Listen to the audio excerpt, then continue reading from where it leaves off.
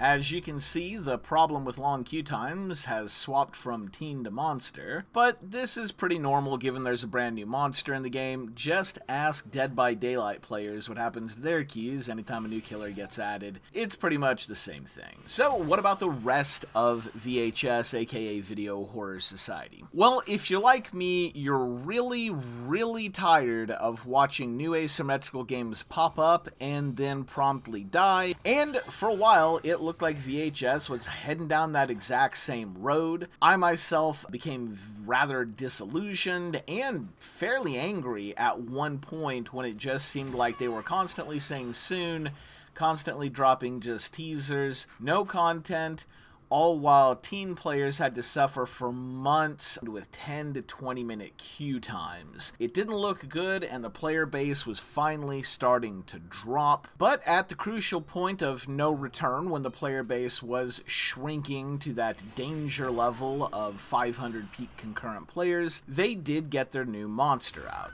After that, the player count shot up dramatically. However, the next question is, will it last? Or is this just a short-term spike before the game goes back into decline? I think the answer to that question is fairly obvious, actually. If you look at the track record for VHS, you have a significant player base that was willing to sit through 10 to 20 minute queue times for almost 2 months before finally giving up because teen was just that fun to play. The core issue of VHS was that Monster wasn't as fun to play as teen. So the real question at the end of the day is, did they fix Monster, and is it more fun to play now? Well, I can say that Deathwire is more fun to play. Originally, I skipped buying the monster because I just wasn't sure and I'd kind of lost faith, but my mod did buy Deathwire and they played Deathwire all